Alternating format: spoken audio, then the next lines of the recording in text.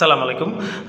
ইরানের বর্তমান সরকার বিক্ষোভ বা আন্দোলন দমানোর জন্যে খুব কঠোর হচ্ছে এবং সেই কঠোরতা বোঝা যাচ্ছে যে যারা বিক্ষোভ করছে তাদের মধ্যে একজনকে অলরেডি ফাঁসি দণ্ড দেওয়া হয়েছে এবং তা খুব শীঘ্রই কার্যকরী করা হবে।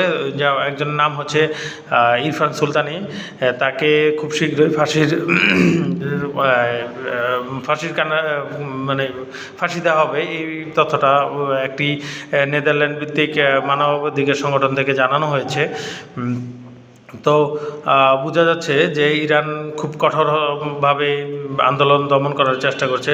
আরও বিভিন্ন নিউজে এসেছে যে প্রায় 800 মানুষ মারা গিয়েছে, অথবা তার চেয়ে বেশি বা তার চেয়ে কম। যদিও এই নিউজগুলো আসে পশ্চিমা বিশ্বের বিভিন্ন মিডিয়া থেকে, তো এই নিউজগুলো কতটুকু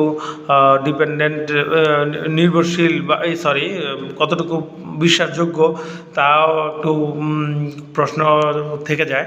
তো তারপরেও বলবো যে ইরান অবশ্যই কঠোরভাবে এই বিদ্রোহ দমন করার চেষ্টা করছে। তো দেখা যাক ইরান সফল হয় কিনা, ইরানের বর্তমান সরকার খামেনি সরকার সফল হয় কিনা, আমরা এটা সময় দেখতে পারবো। আসসালামু আলাইকুম।